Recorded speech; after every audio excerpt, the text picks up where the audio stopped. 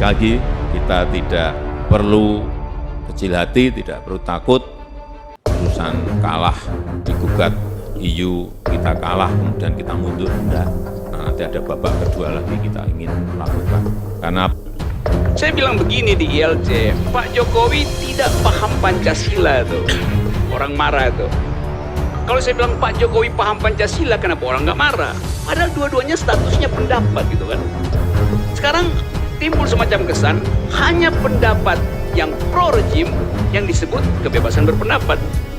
Padahal seseorang bebas kalau di depannya ada dua pilihan, mau pilih yang A atau B, positif atau negatif.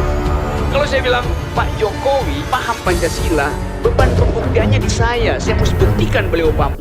Nah, coba nanti Anda perhatikan siapa kandidat yang betul-betul terbebas dari oligarki. Kalau dia masih terikat dengan oligarki, dia pasti punya kebijakan yang tidak berani melawan oligarki, tidak berani melawan pengusaha besar, tidak berani dengan kekuasaan pusat yang punya mentalitas oligarki. Tapi saya kira Anies punya catatan menarik untuk bisa melawan reklamasi. Itu membuktikan bahwa oligarki nothing buat dia. Dan dengan demikian sebetulnya di tengah kepengapan tadi, di tengah situasi yang sangat tidak menguntungkan bagi kita untuk bisa melawan oligarki, bagi saya karena faktor leadership tadi penting, ada kandidat presiden kita yang punya track record. Sekarang tuh nggak ada lagi orang takut, ya. Orang pintar yang banyak ini. Dan presiden nggak usah takut sama orang pintar. Polisi juga nggak usah takut sama orang pintar. Dan nggak usah nakut-nakutin orang. Kalau berani bicara, berani ngeritik, nggak usah nakut-nakutin. Yang harus ditakutin itu perbuatan jahat. Kalau orang ngeritik, jangan ditakutin, biar dong. Kuping tuh harus tebal kalau demokrasi itu. Kalau kuping tipis, jangan hidup di Indonesia. Suruh ke Korea Utara sana. Pak, kita ini pemenang Pilpres nanti. Kita ini besar. Tapi serangan lawan ini masih terus. Sarannya adalah amplifikasi program-program dan keberhasilan Bapak melalui Kemenko. Kedua, kita gemes Pak ingin melawan mereka. Kalau mau tempur lapangan kita lebih banyak. Nah, kalau Bapak nggak mengizinkan kita tempur di lapangan melawan mereka, maka penegakan hukum yang harus. Itu kohesif kok, masyarakat itu berdampingan. Bahkan polarisasi ide, polarisasi perbedaan pandangan, ide itu hal yang lumrah sesungguhnya dalam demokrasi. Kita dulu berkeluh kesah ketika zaman Orde Baru di mana orang tidak boleh berbeda pandangan. Kita harus sama. Sekarang kita demokrasi, dalam demokrasi hak setiap orang. Kita tidak bisa mengatur pikiran dan perasaan orang. Yang kita bisa atur itu perilaku. Tapi pikiran, perasaan tidak bisa. Dan kita jangan berharap menyeragamkan perasaan orang, menyeragamkan pikiran orang. Lalu kalau kita berpandangan menghormati pemikiran, ya ada yang berbeda pandangan ya dihormati saja, nggak usah dimarahin, nggak usah dicaci maki, nggak usah tidak suka, nggak masalah. Justru menghargai. Cara menghargai dengan apa? Dengan memberikan kesempatan untuk mengungkapkan. Nggak usah dituntut ke polisi juga kalau mengatakan apa-apa pada kita. Kita kenapa harus ini? Karena kinerja Pak Anies sebagai Gubernur DKI Jakarta, alhamdulillah sangat luar biasa. Sehingga kita buat di Aceh, bagaimana Aceh ke depan supaya lebih bagus, rakyat makmur, sejahtera dan bahagia. Ngobrol panjang tentang sejarah perjuangan di Aceh, sejarah kiprah bangsa Aceh, masyarakat Aceh di dalam konstelasi dunia, dan beliau punya khasanah tentang sejarah yang luar biasa kaya. Jadi kita tadi makan siang sambil berdiskusi tentang sejarah Aceh, dan mudah-mudahan ini menjadi penguat erat ikat tali persaudaraan kita semua. Buat semuanya para relawan, mari kita pastikan bahwa kita bukan rombongan yang memecah belah, kita rombongan yang mempersatukan. Jangkau semuanya, tidak perlu menjelekkan siapapun. Bapak Ibu sekalian, yang menjelekkan itu biasanya sedang jelek, Bapak Ibu. Nah, kalau yang sudah baik tidak perlu menjelekan yang lain, tunjukkan kebaikannya. Betul? Ya. Lah kalau sudah baik buat apa menjelekan? Kalau baik tinggal tunjukkan kebaikannya. Kenapa kalau bicara positif? Ya memang karena insya Allah kitanya positif. Kalau yang bicara negatif berarti dia sedang negatif. Betul sekalian? Jadi pesan saya nih buat seluruhnya relawan, jangan terbawa ikut-ikutan menjelekan.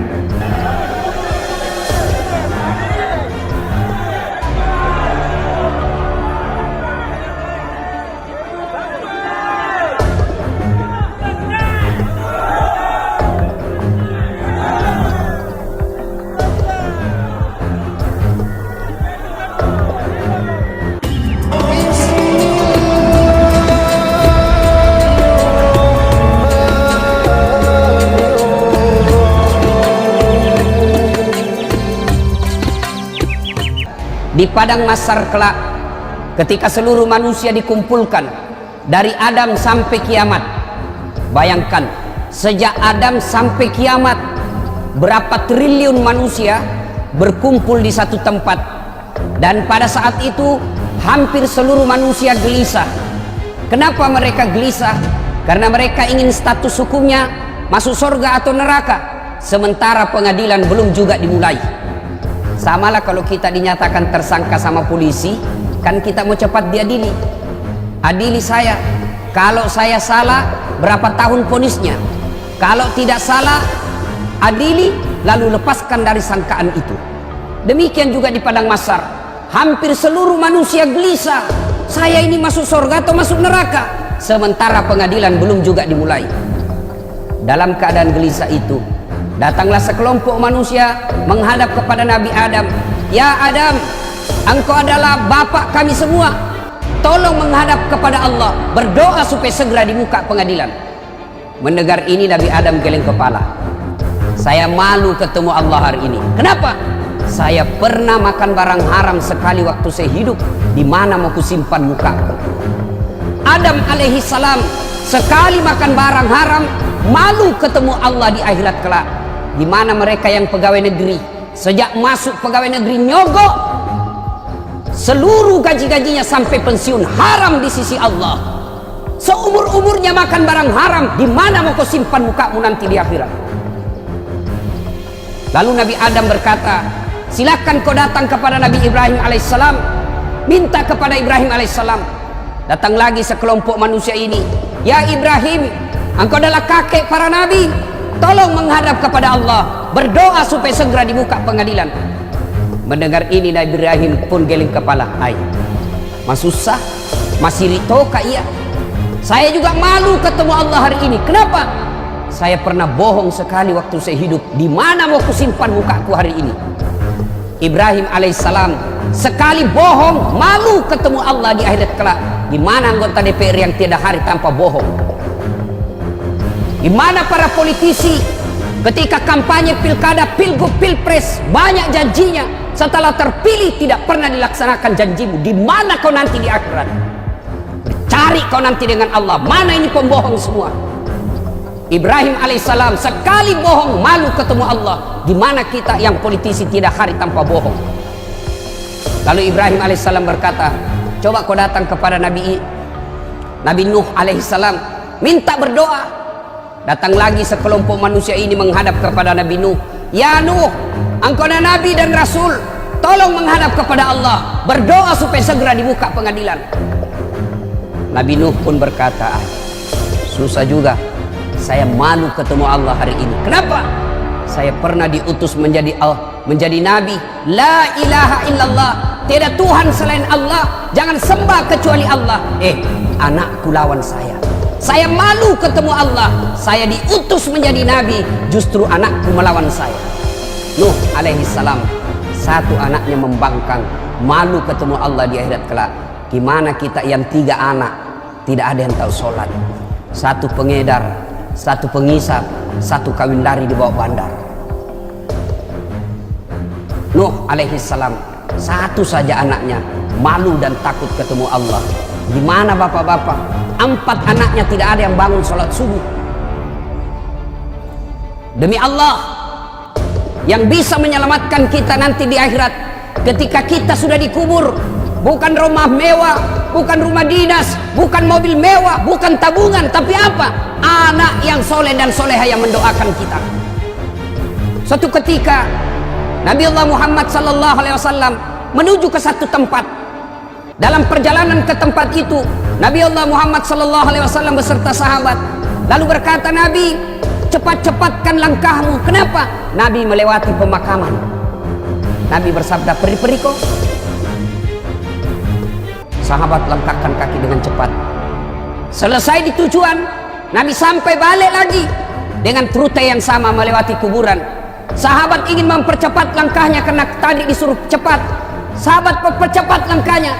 Nabi berkata, gak usah cepat-cepat, santai saja. Sahabat bertanya, ya Rasulullah, tadi waktu pergi kami disuruh cepat, sekarang tidak, ada apa?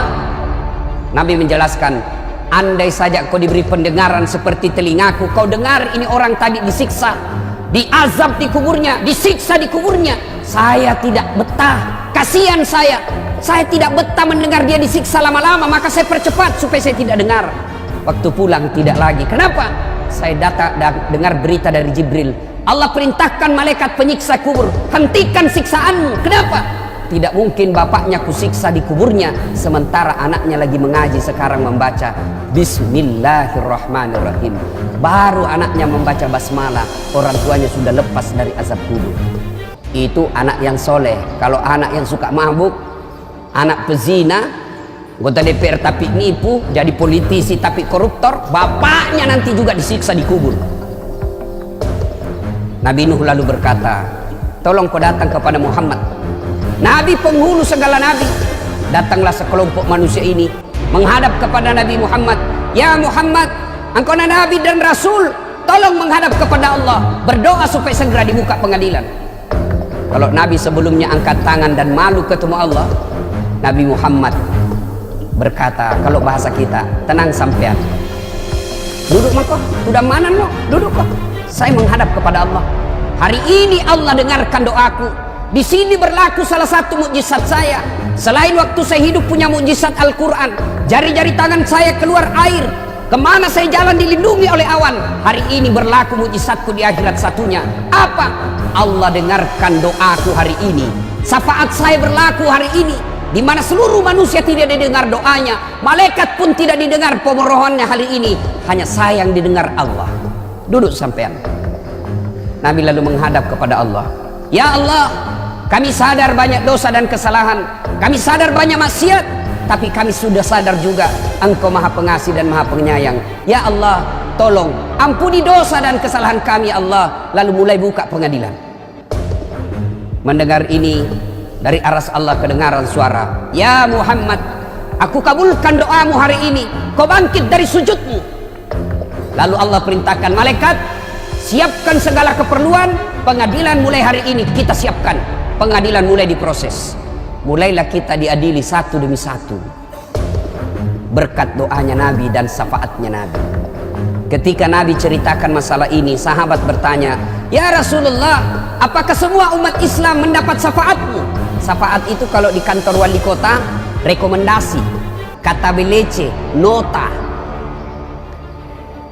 Sahabat bertanya, semua dapat syafaatmu ya Rasul?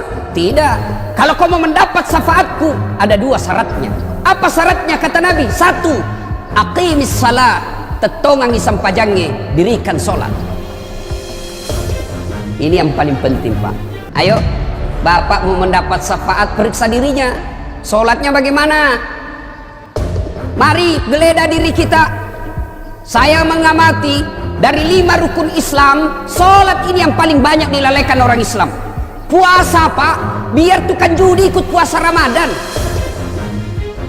pemabuk ikut juga puasa Ramadan, zakat dia bayar zakatnya, bahkan kadangkala dia pergi haji, tapi sholatnya yang dianggap remeh.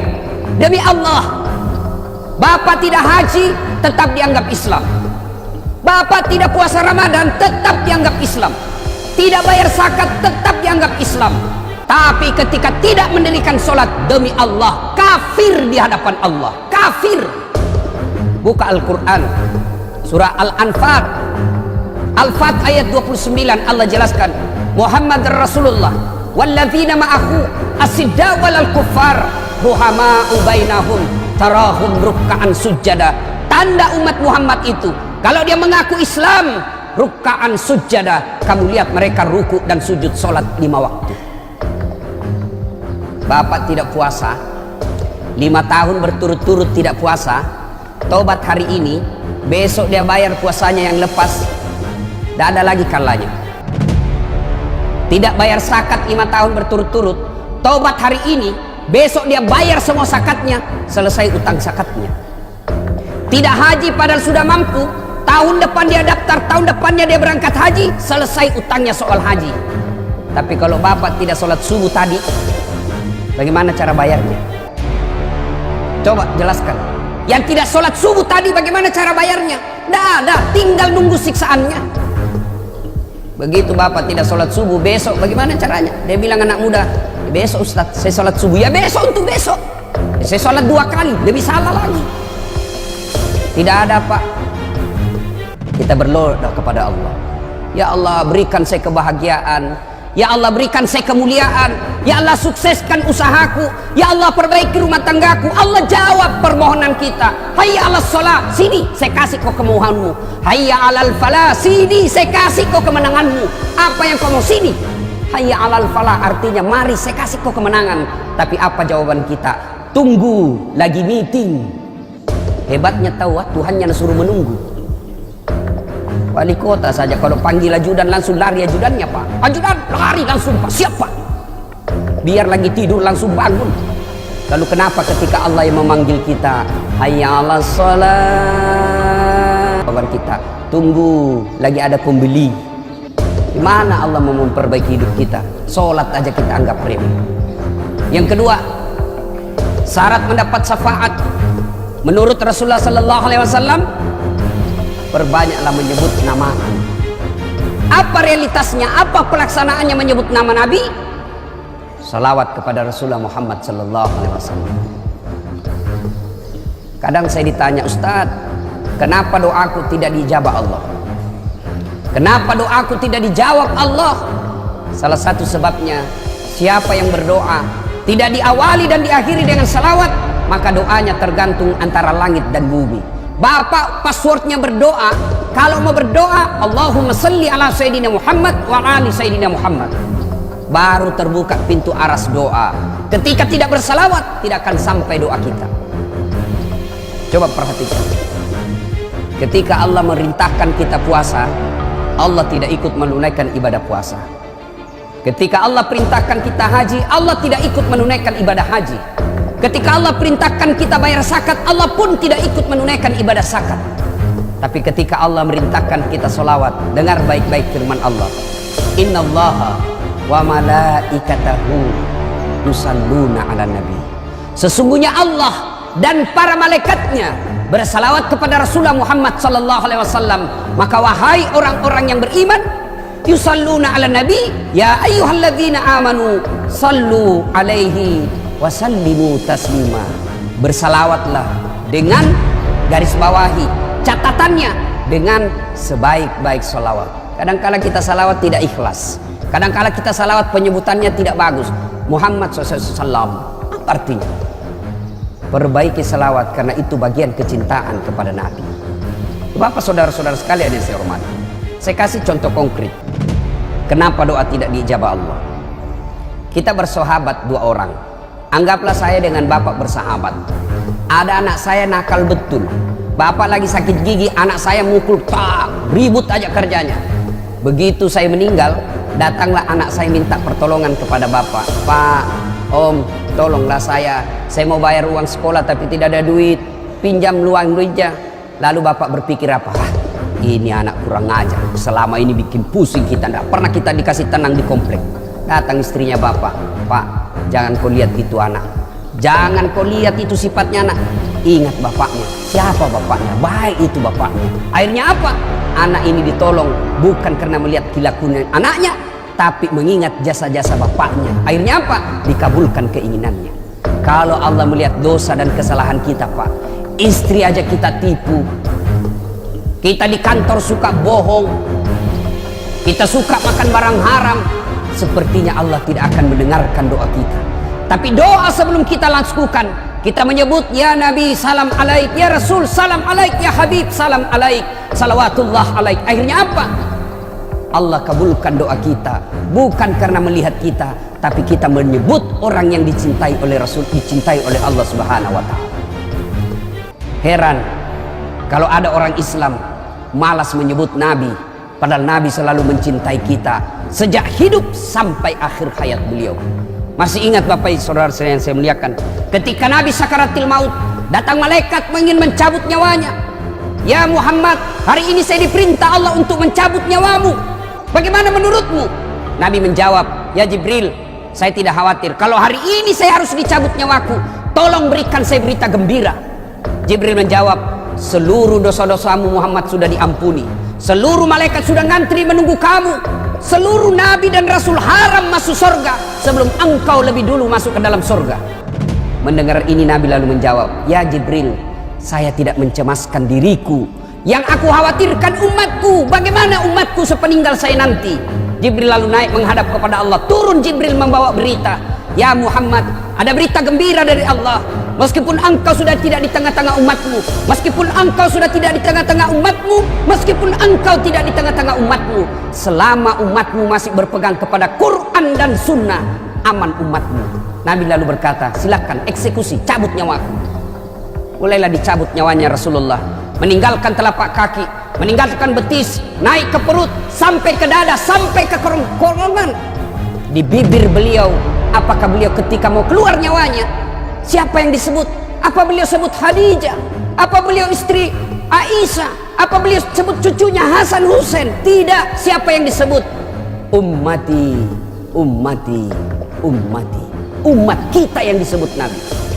Dan di akhirat kelak dijelaskan oleh Rasulullah, ketika hari kebangkitan, manusia pertama dibangkitkan Allah di hari kebangkitan, Rasulullah Muhammad SAW. Naik jenazah beliau, seolah-olah bangun dari tidur, dia gosok matanya, lalu dia buka, dan begitu dia buka ada Jibril di depannya.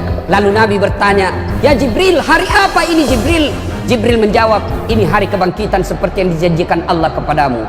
Lalu Nabi menjelaskan, kalau ini hari kebangkitan, siapa yang dicari Nabi? Apa beliau cari bapaknya yang tidak pernah dilihat? Apa beliau cari ibunya yang cuma 4 tahun bersamanya? Apa beliau cari cucunya Hasan Husain yang sangat disayang? Tidak. Siapa yang dicari Nabi? Jibril, kalau ini hari kebangkitan, aina ummati, mana umatku, mana umatku. Begitu cintanya Nabi kepada kita. Lalu apa balasan kita kepada Nabi? Kadangkala kita injak-injak sunnah Nabi, kadangkala kita bersalawat pun kepada Nabi kita sangat pelit, sehingga pantas ketika Nabi jelaskan, sepelit-pelit umatku di antara kalian adalah yang ketika dia dengar namaku, dia tidak mau dan enggan bersalawat kepadaku.